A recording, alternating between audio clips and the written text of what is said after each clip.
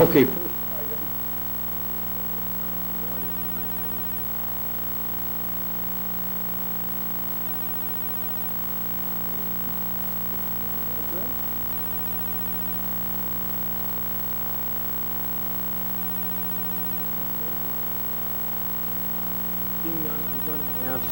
That we, there's been a request that we move item 5A to the next part of the agenda. There's no objection to that. An individual from Greiser is here and under a time constraint.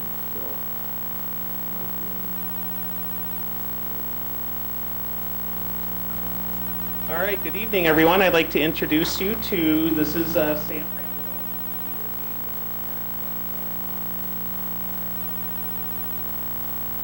She is also the finance manager at Brager Automotive on 27th Street, and I'm pleased to announce that Brager is going to be our $1,000 presenting sponsor for this fall's block party.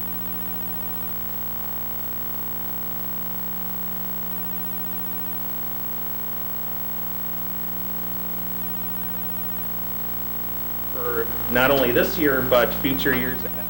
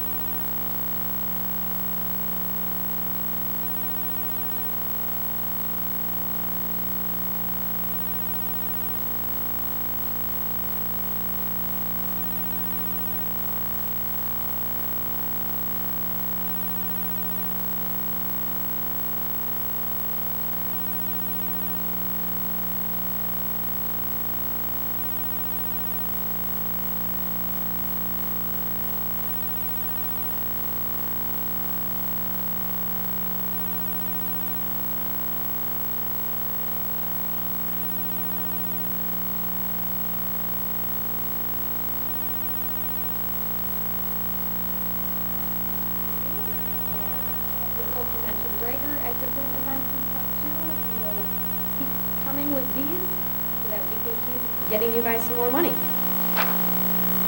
And actually, how this all came about is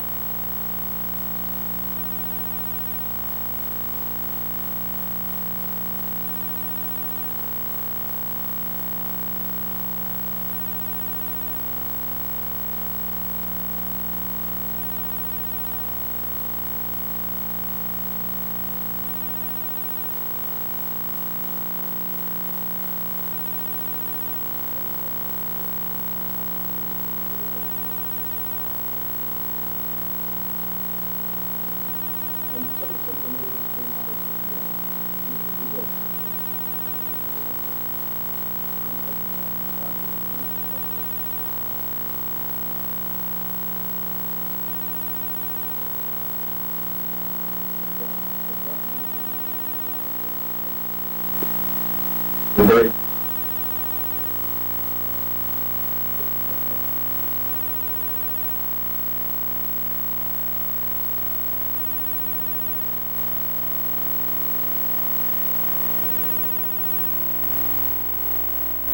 University, Thomas Fordham Institute.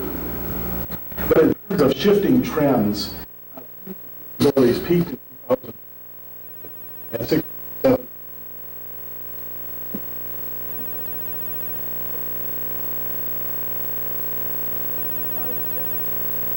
Disability started to show a decrease.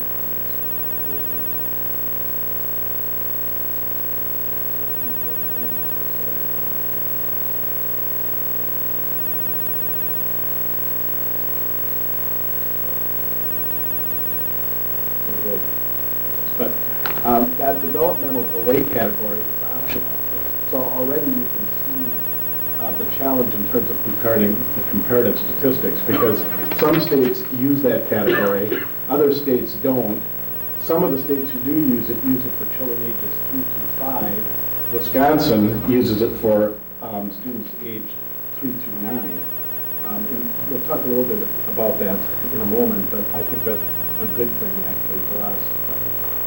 A visual that shows the peak in terms of the percentage of the national student population in 2004 and 5. Decrease in the overall special ed population can be attributed to fewer students identified with specific learning disabilities. And those numbers peaked in 2000, 2001, and declined thereafter, falling from 2.86 million to 2.43 million in that decade. So 6.1 to a 4.9% of the national student body. So very significant decrease in terms of students with learning disabilities.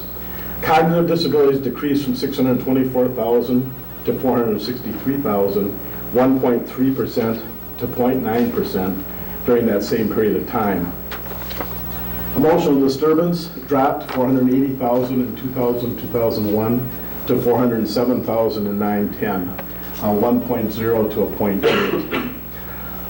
No surprise here, sharp increases noted in autism, which quadrupled in that decade from 2001 to 2009-10, rising from 93,000 nationally to 378,000. Other health impaired numbers more than doubled in that period, from 303,000 to 689,000. Still, even with those increases, students on the autism spectrum and other health impaired accounted for 0.8 and 1.4% of all students nationally. The category of developmental delay, which often serves as a general disability category for younger children, grew from 213,000 in 2000, 2001 to 368,000 in 2009-10, an increase of 0.2% of all students.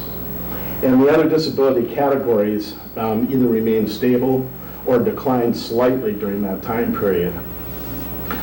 Pie chart displays pretty nicely the changes and the categories there in terms of that decade. You look at autism from 1.5% of the total number of students increased to 5.8. Again, as we said, quadrupled.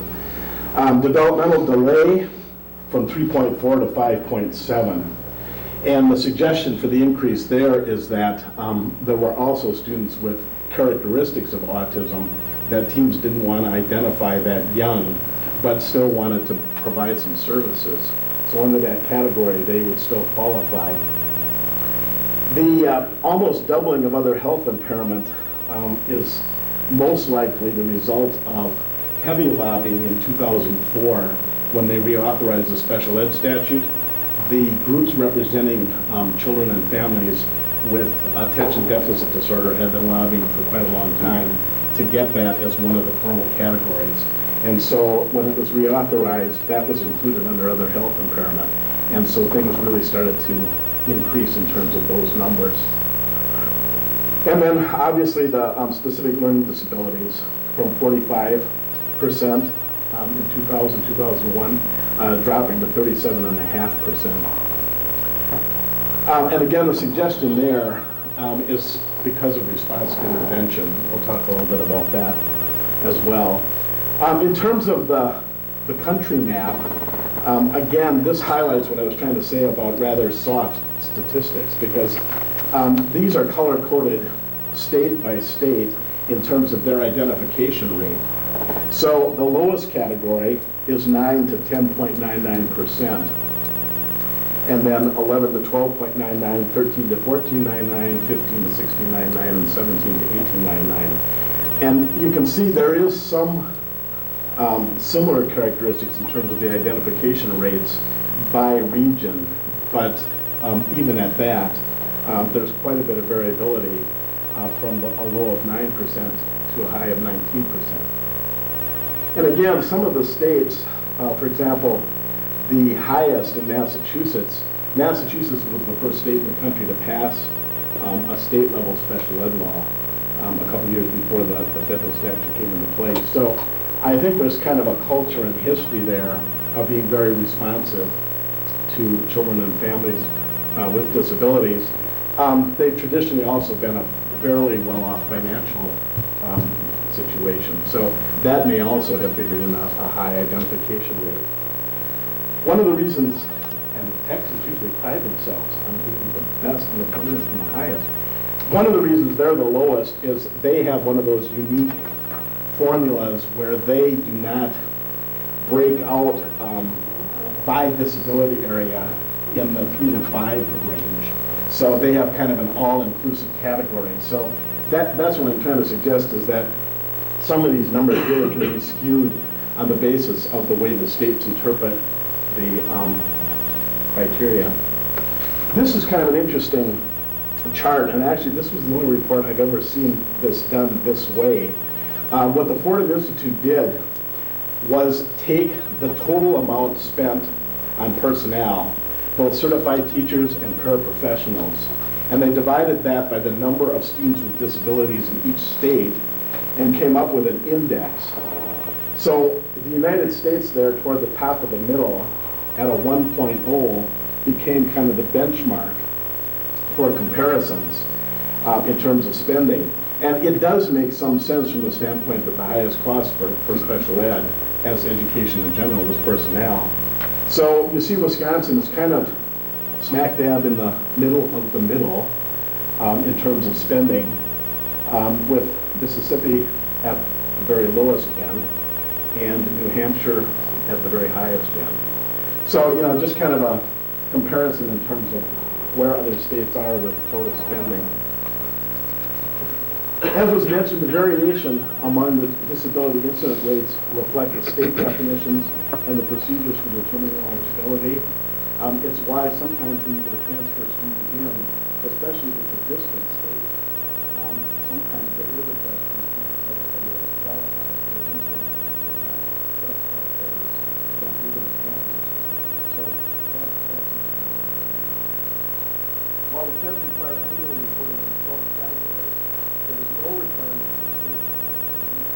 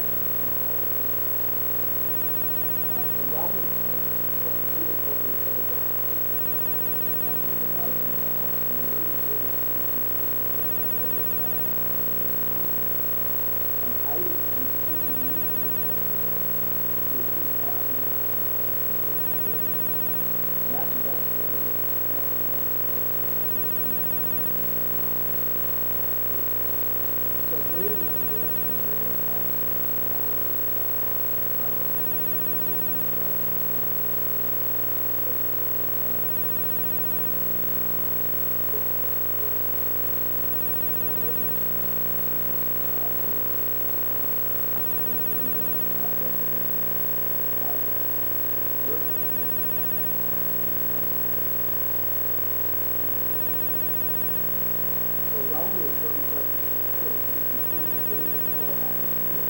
provided by the Act consists of access to specialized instruction-related services which are individually designed to provide educational benefit to the handicapped child. Again, the 1982 case.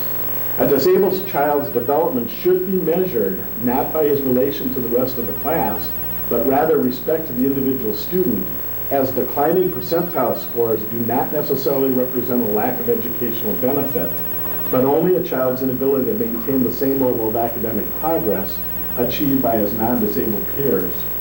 Fifth Circuit 2000. Now that doesn't mean, obviously, it's not binding in our circuit, but it's an interesting take on an individual student's performance not based on declining percentile scores, but the child's ability in terms of their own particular growth. That's going to kind of go counter to what's being suggested in terms of evaluating special ed staff. Another hot topic, safe schools, seclusion, and restraint. A hot topic because of incidents throughout the United States where children are bullied directly or have become victims of cyberbullying. There's been an increased number of complaints filed dealing with student harassment on the basis of gender identity or sexual orientation.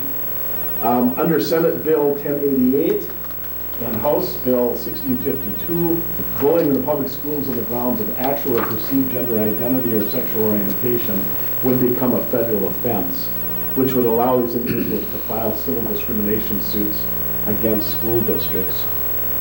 And actually, that standard is not totally new. There was a landmark case in the Ashland district, probably in the late 90s, with a student who had graduated, a student who had come out as gay during his high school years. The attorney was able to show that the high school administration didn't follow up to the extent that they should have in terms of making a good faith effort to avoid the bullying and harassment. And that Ashland District's insurance ended up paying $900,000 to that student. The House Bill Keeping All Students Safe Act, who could argue with keeping all students safe? To prevent, reduce the use of physical restraint and seclusion, the minimum standards would be set by the Secretary of Education. And actually, that would parallel Act 25 that was passed last year that we also have implemented that requires mandated reporting, staff training, what are the parameters for use, and restriction on types of restraint.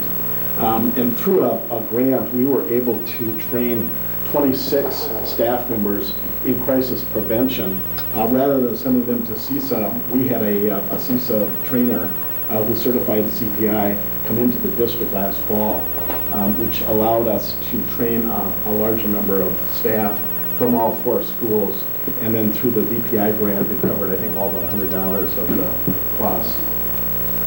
There's also a state Senate bill proposed that requires a district bullying policy to include bullying by electronic means. Safe Schools case law. This is Third Circuit, actually just from this past June.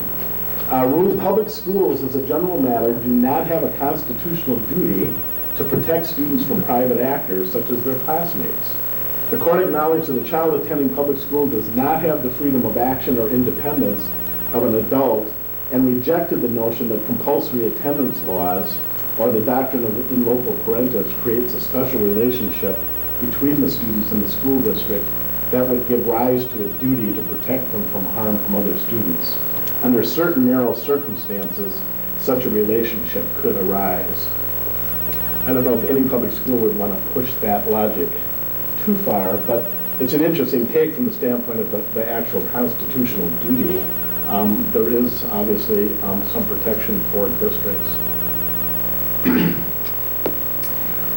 Autism, we've alluded to. The number of children with autism grows every year. Numbers have quadrupled over a 10-year period. The diagnostic rate went from 1 in 88 in March of 2012 to 1 in 50 in March of 2013.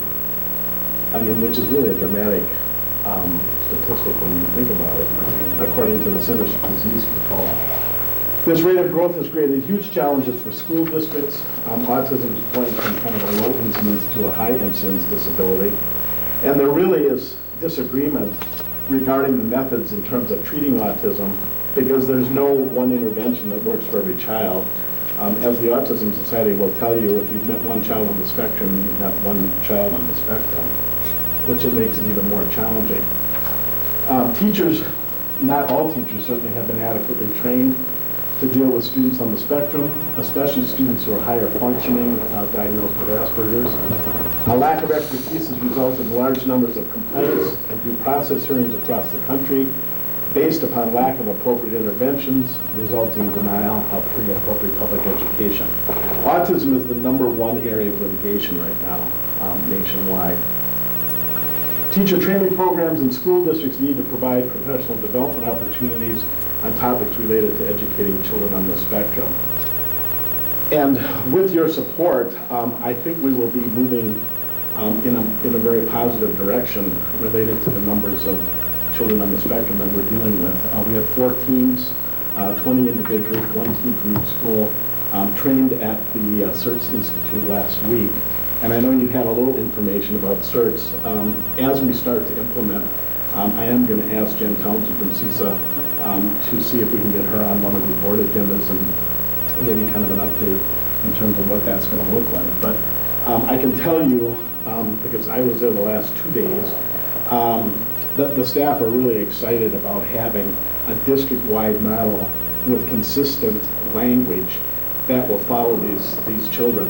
And it's going to have broader implications actually than just children on the spectrum, because there's an assessment piece, there's a planning piece, and then there's a training piece both for staff and in year 2 of the program for parents. So it's very inclusive, it's very well thought out. The presenter was one of the co-writers of the curriculum, and she's also an adjunct faculty at Yale. So I think we'll be in a good place probably in about 3 years, but at least it'll be a systemic approach to the numbers that we're dealing with. 504 and American with Disabilities Act amendments, Congress and Office of Civil Rights increased their focus on eligibility under 504 ADA. The amendments of 2009 strengthened the definition of an individual with disability, increased the number of major life activities eligible, lessened the impact of mitigating measures, as in eliminated everything but eyeglasses. Response to intervention is now addressing the needs of students at risk. Each state has their own version. Regular Ed initiative is tied into special ed identification of learning disabilities. So starting December 1, all the districts in Wisconsin will have to use response to intervention data to determine whether a student qualifies for specific learning disabilities. When they passed these amendments, the intent was to broaden the categories and the coverage. The act shall be construed in favor of broad coverage of individuals to the maximum extent permitted by the terms of this act. Unfortunately, we were using 504 forms from 2006. So last year, we had a in-service for all of the 504 coordinators and the administrative team to present those ADA changes as a result of the amendments. We updated all of the forms, and with Eric's help, we've got those on the district website in fillable form. And then we also put together a 504 manual for each of the coordinators and each member of the administrative team with updated information and then information about the process and the new forms. OCR guidance, civil rights, in January of this year on athletics and 504 stressed extracurricular athletics must afford qualified students with disabilities equal opportunity for participation. Districts must make reasonable modification, provide aids and services necessary to ensure an equal opportunity to participate, unless it can be shown that doing so would be a fundamental alteration to the program. And that's kind of important to keep in mind, and we stressed at the in-service. The requirement is not to alter substantially the nature of an activity, but it's really more to provide equal access to the activity. Virtual special education. IDA was last reauthorized in 2004, 9 years ago, so they're actually almost 2 cycles behind. It's supposed to be reauthorized every 5 years. Now, if we were 9 years behind in our paperwork, that would be a gigantic problem. So virtual special ed really wasn't an issue in 2004, and there are no current regulations on the issue. I suspect there will be in the reauthorization. Advancements in technology have outpaced IDEA regulations, and largely because of the advancement in technology, virtual education programs are being developed and offered throughout the world. Questions that would impact special education: how does the IEP team function relative to virtual? How are children evaluated in terms of virtual education? Who monitors the progress, especially if they have IEP goals? How does the least restrictive environment work? Because the statute talks about maximum access to typical peers. And if you are plunked in front of a computer all day, you really don't have typical peers around. So how does that work? What about related services, speech, OT, PT? Who pays for the technology? And what's the role of the parents in virtual? There is a place, I do believe, for virtual special education. For example, students with severe health issues, extreme behavior issues, rural and remote areas. We actually are the first district in the state to use the K-12 curriculum. And K-12 is the company that provides curriculum for the McFarland Virtual School to address educational needs of students with IEPs who are medically fragile and cannot attend a school program on a consistent basis. This has become a huge challenge for districts. It came up at the last RSN meeting. There was 2 presentations at National CEC about what options do districts have. The advantage of using K-12 is that it's less expensive than actually having a homebound teacher. And it allows the students, we've got 1 elementary and 1 high school student, to address a whole range of courses as opposed to trying to just do 1 or 2 courses with a homebound teacher present. So it is kind of experimental at the current point, but it's also a curriculum that was developed specifically for students who have significant medical issues. So that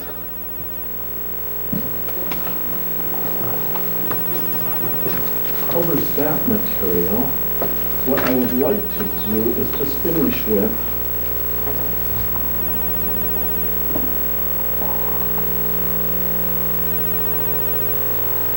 a short video, and literally short, it's 1.5 minutes, but sometimes with all of the bureaucracy and paperwork, I think we kind of forget.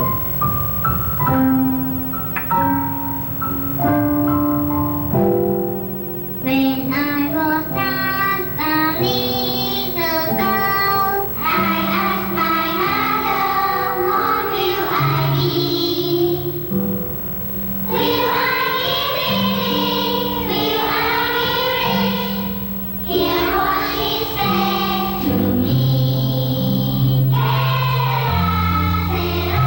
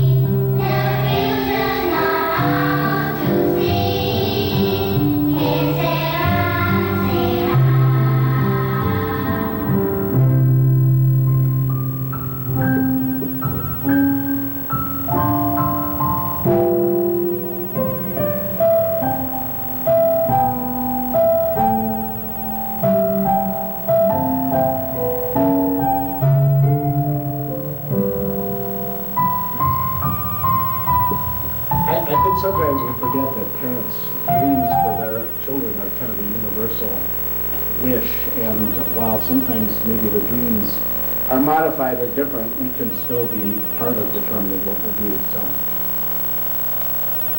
Thank you, Dennis. thank you. Excellent. Questions or comments for Dennis from the board? Dennis, do we have complaints with children with learning disabilities? Do we have a lot of them for bullying or harassment? Where do we stand with that? No, we don't. We really don't. And actually, one of the things that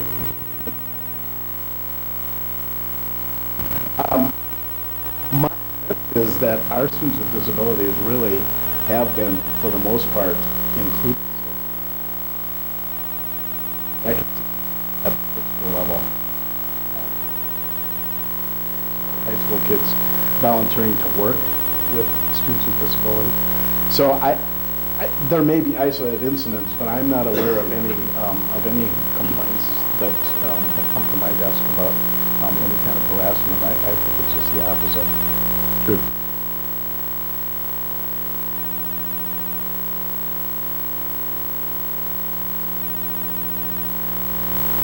Anything else?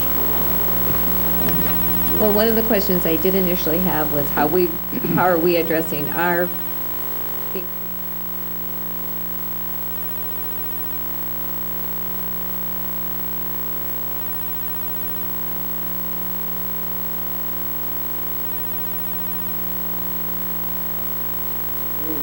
Set up, it's going to really be powerful from the standpoint of the old model. We had a behavioral person in here one day a month, and so while there were good suggestions offered, there was no ability to follow up. With this model, this person will be able to spend entire days here and actually follow up, model some of those interventions, and then be back to, at some point during that same month, follow up on what that looks like. And our hope is that once the model is kind of solidified, the core teams are going to kind of be training each other. So down the line, there isn't going to be really a need to have a trainer or an individual come in on a student-specific basis because it'll be systemic.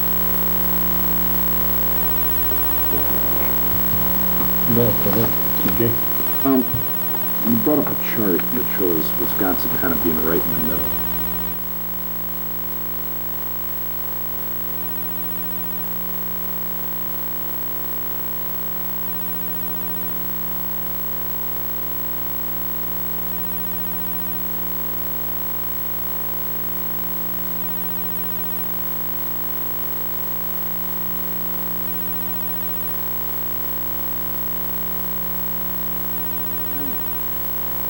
What we spend on special education, and I think people need to understand is that the special education funding was cut from the federal level.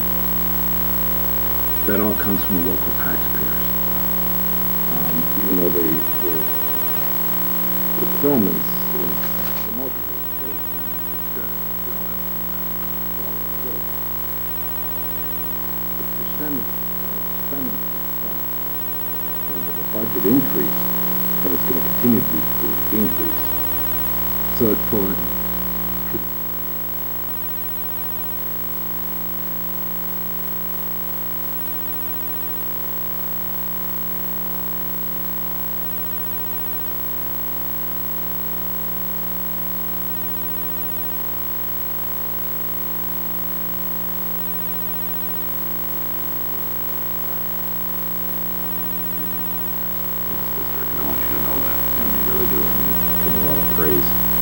But I just question, and I look at the dollars, when I look at numbers, taking emotions and everything out of the equation, I look at numbers. Our special education budget has grown. Last year was 13.5%. But according to your statistics, special education has decreased. You know what I mean? So I'm trying to find the correlation between the two. So you don't have to give an answer tonight, but I would like to have a memo or something that shows, okay? But, and just one thing in terms of the decrease, while it has decreased nationally, and I did check where we've been in the last 5 years compared to the state, we're within 1 to 2% of the state identification rate. So, I mean, we're definitely not over-identifying.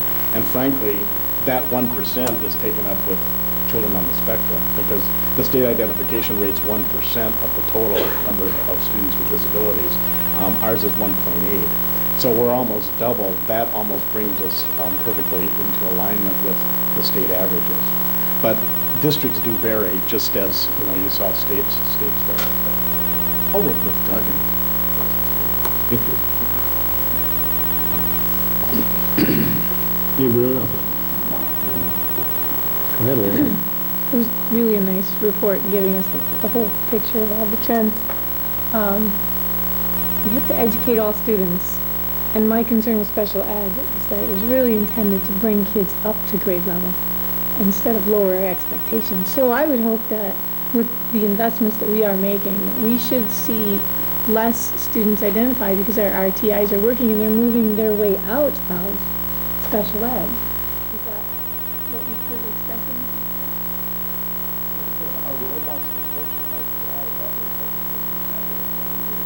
Absolutely, because the intention is early intervention, and I mean, there's plenty of research to show that the earlier the intervention, the more significant the rate of progress is.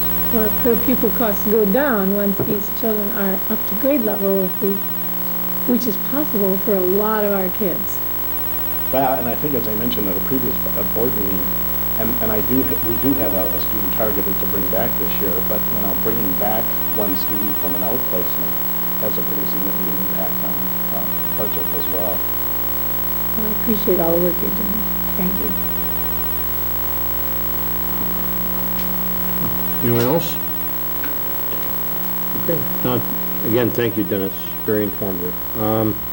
5B Hills Corners and Elementary Parent Handbook. Who has this? Okay. Okay. Basically, this is an annual, we come up here annually, and this comes before you annually.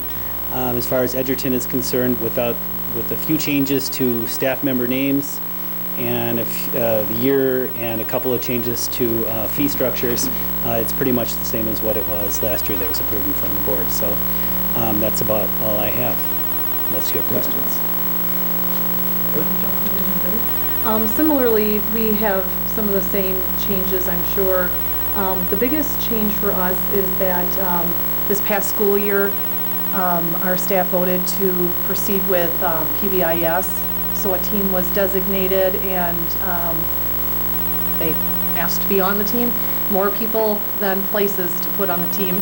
And we had training in April and the team's been up and running. So you're seeing some changes in the conduct area because we've met a number of times, again, just this summer, and we've created a couple of different documents to take care of some of what was formerly under that conduct area.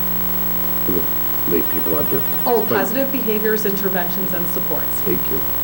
And so there's a behavior management chart, if you will, to identify major and minor infractions. How's that sound?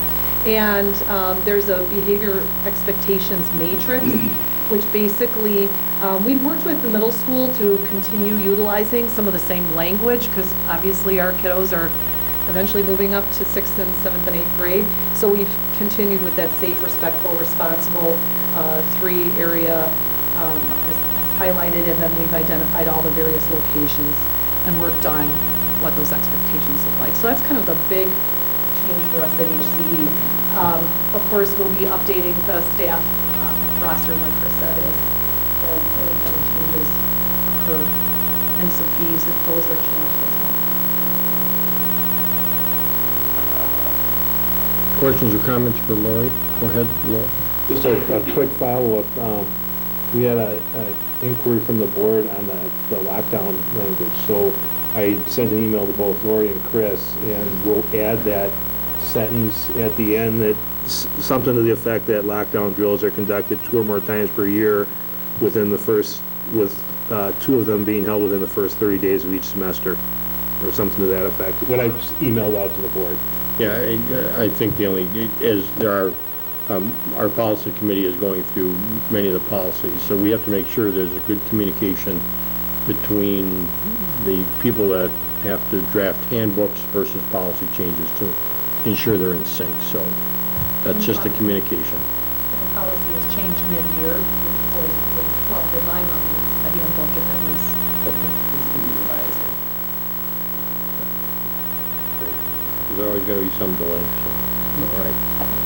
Two comments. One, I liked how you referenced the particular policies noted next to the information. And I thought it was interesting that one school's doing this matrix and the other elementary school isn't. And I was just wondering why.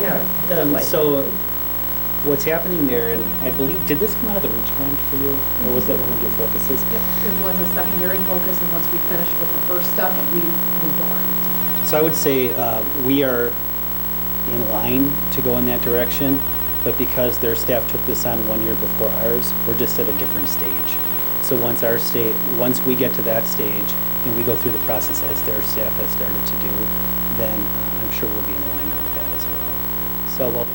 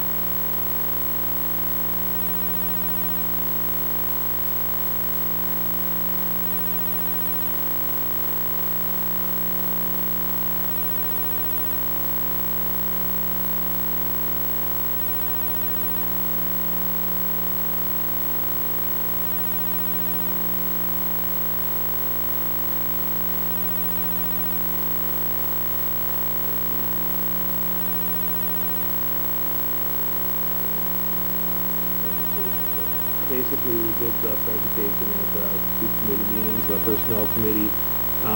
And then the following week, we took the suggestions from the personnel committee, which was also, by the way, that was attended by different members of the Teachers Association, including the president.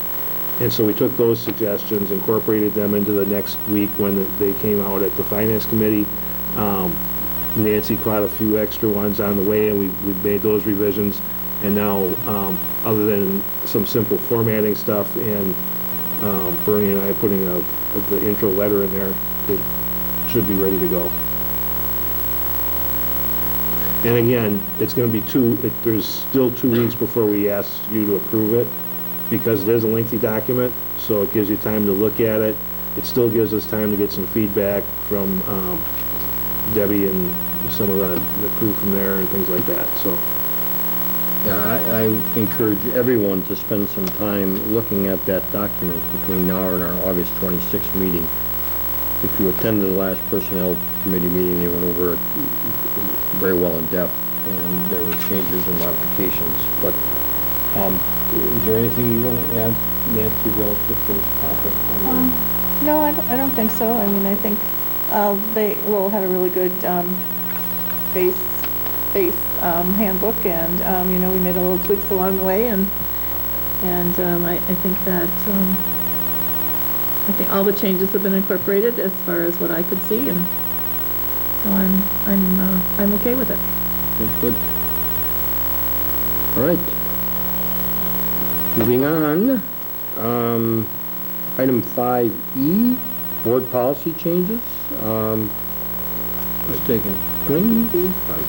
Oh, I'm sorry. Oh, performance-based compensation. Thank you. Yes. We had good discussion on this at the last Personnel and Finance Committee meeting. Lowell, you want to? Right.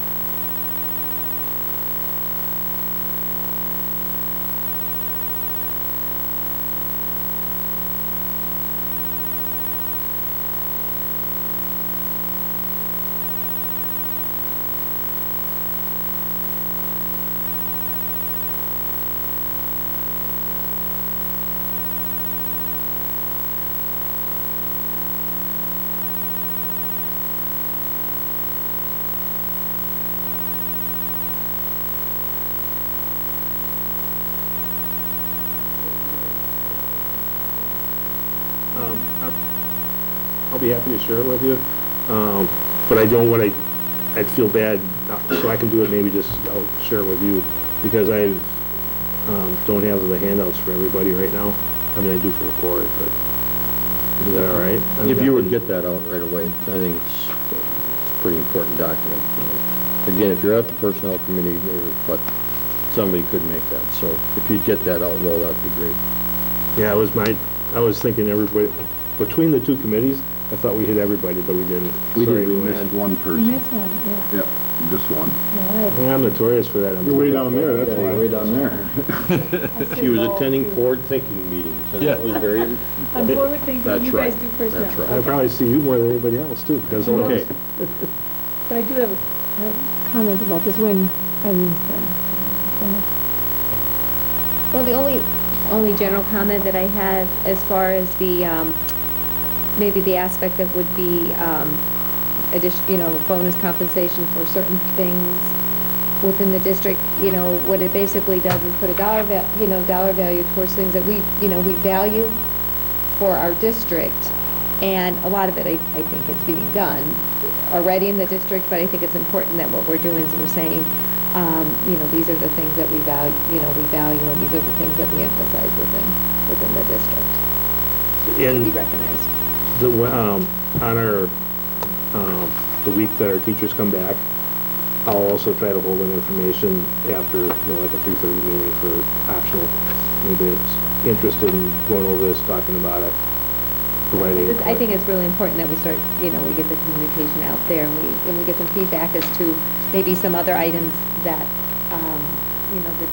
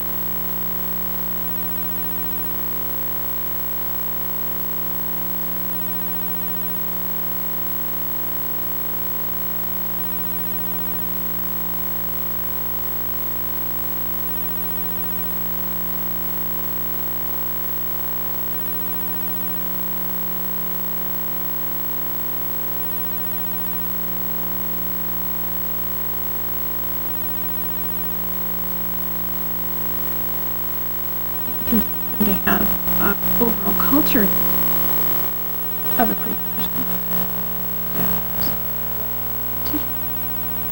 But it's our custodial staff that keeps those buildings immaculate.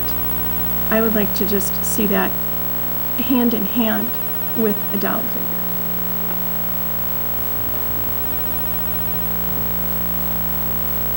Any other comments? There'll be plenty more discussion on this at our August 26th meeting. So, okay, item 5E, the revisions to the policy. These are in in your packet. The changes were highlighted. Who wants to take this? It's a fairly easy and quick topic. I guess I will, Bernie. Thanks, Quinn. I knew you would. The first one, the board officer elections, I think came from Nancy. It is, they needed to add some words to it, to the time frame of our elections. Still not accurate, though. Still not accurate. No, it needs to say held on the fourth Monday of April, Or not by. not Held by, on. or within 30 days thereafter is correct. You bring up a very good point. The other question I have, and then my question will be real short, have these policy revisions been presented to our legal staff? Do they match? and That's what meet- the legal staff told me on the fourth Monday. Can I finish, please? Do they meet the statutory requirements? That's really what I want to know. We can change policy whenever we want, but do they meet the statutory requirements all the way across the board? Because there's some on the ones that are go down. As long as the lawyers have said that meets the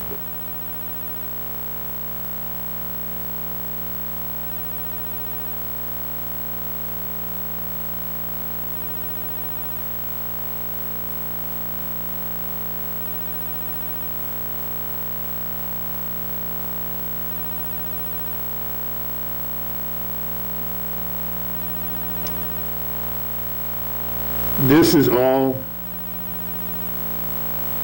items that needed to be updated per state statute? No, this is per federal regulations being handed down through a revision in August of 2011, the Child Internet Protection Act, and the accompanying FCC regulation.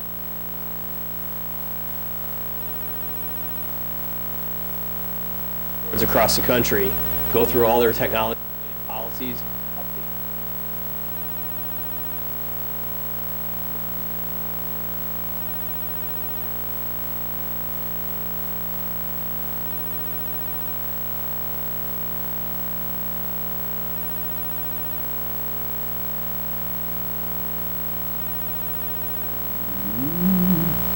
Unacceptable network use, district students and staff includes but not limited to.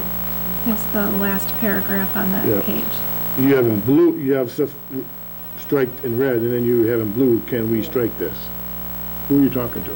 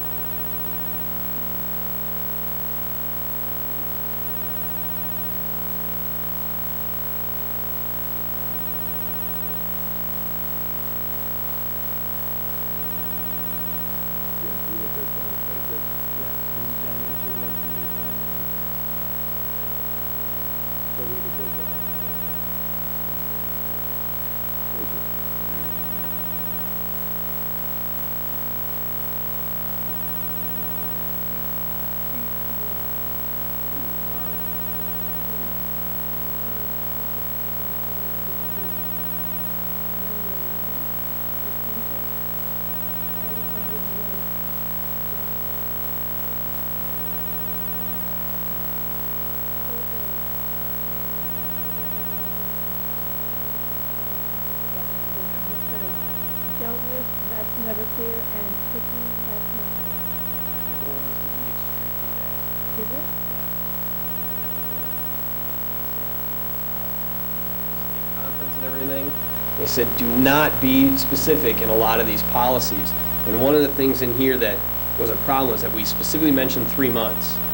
I would assume almost all of us that do any work within this district keep email. According to this, the way this policy is written, we have to remove everything after 3 months. So if we take, say, your email account, for example, after 90 days, you should have all your email cleared. Unless you would be receiving permission from myself.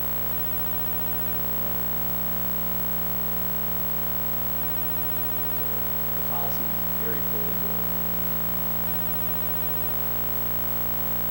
Am I wrong? Yeah, but you think that what the dealt with and then deleted, there's gotta be some clearer what is dealt with. I can understand you're trying to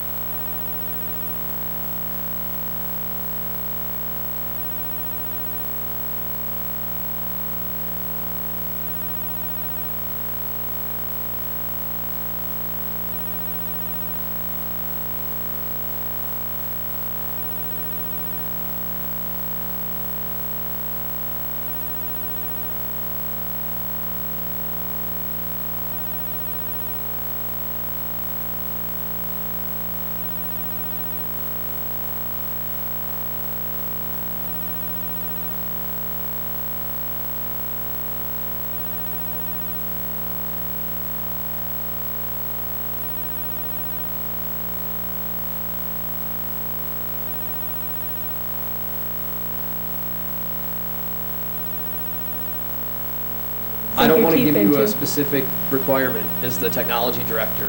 I don't want to say within a year But you have to remove it. there is a requirement. We have to keep it for 7 years. Right. But not, this is addressed to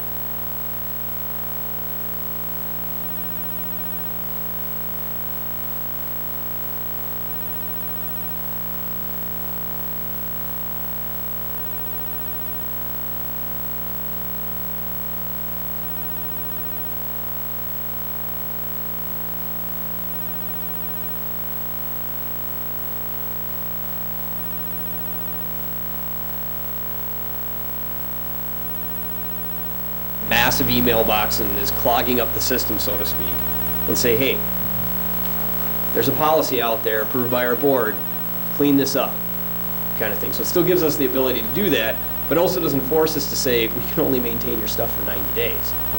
Because technologically, we have, of course, a much larger capacity now. Is there any harm in clarifying the intent of it, of retention? In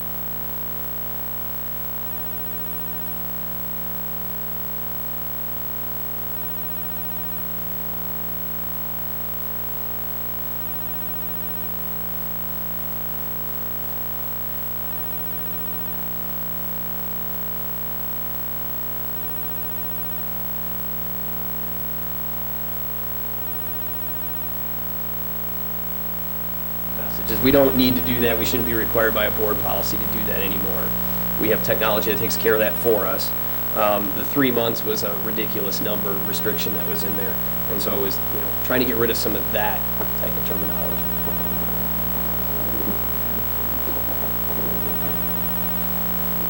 So we have time to make modifications before, we have 2 weeks now. If you, I don't know if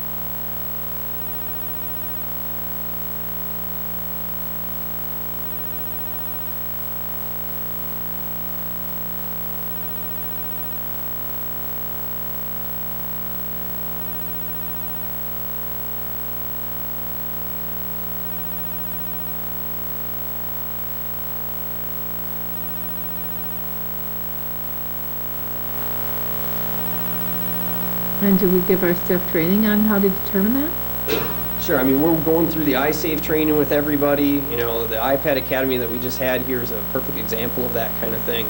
But basically it's saying, be smart about what you're doing. My classroom experiences were the same thing. I was often restricted from content that I needed and my students could not get to. And there was no avenue of opening that up. We have those avenues in place here. It still comes down to individual.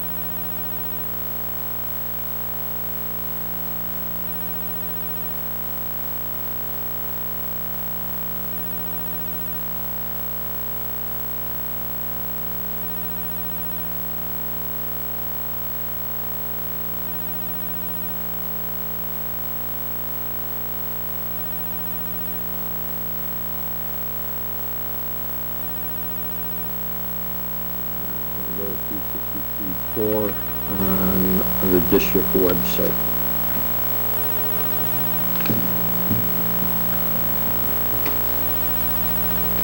Go ahead. Oh. You have anything? I didn't really have a presentation unless you guys Okay, have questions. all right. Quinn, what were the changes on the school district website? Highlighted in red. Oh, okay. Basically, the ones here are very minor. Again, an outdated policy that didn't reflect what we're currently doing. Okay.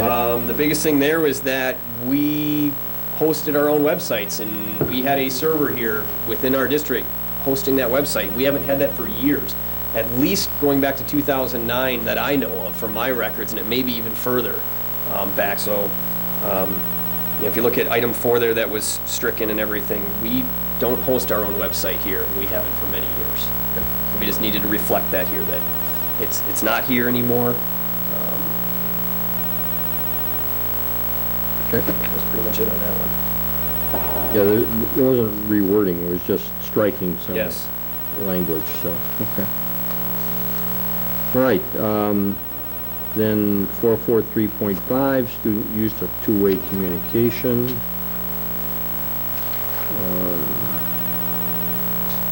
So this one, just a few comments on that, is that this is probably the most outdated and one that does not reflect what's currently going on here in our education environment, that basically two-way communication devices, which is any form of a cell phone, smartphone, internet-connected device, that's a whole lot of stuff, are not to be used anywhere on our premises. That does not reflect what we're doing. Most of this terminology in here is gone and outdated and does not apply. There are a few items that will be brought forward into our bring your own device policy, and that has to do with use of cameras in restrooms and locker rooms, that kind of thing. That language will come forward. Same thing about disrupting the educational process, that kind of stuff. But the bulk of this does not apply anymore. And so what little is left that's worthwhile will come to you guys in a soon-to-be-brought-to-you BYOD policy.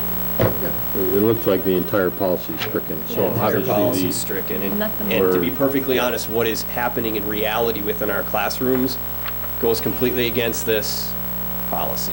Okay. It shouldn't, my personal opinion to all of you is this should not be on our books at all, because this does not reflect what's going on a day-to-day basis. Okay. So we'll watch for the new bring your own device policy. BYOD, seems like the new acronym. I think that's it for the policy topic. All right, thanks, Eric, appreciate it. Doug, fourth quarter financial report? Yes, actually items F through J all were discussed at the Finance Committee meeting last week. With regard to the fourth quarter financial report, I was asked to provide some explanation for variances in some of the areas. I have done that, and I would say for the audience benefit, we ended the year with general fund revenues exceeding expenditures by approximately $52,000. So we weren't able to exactly hit the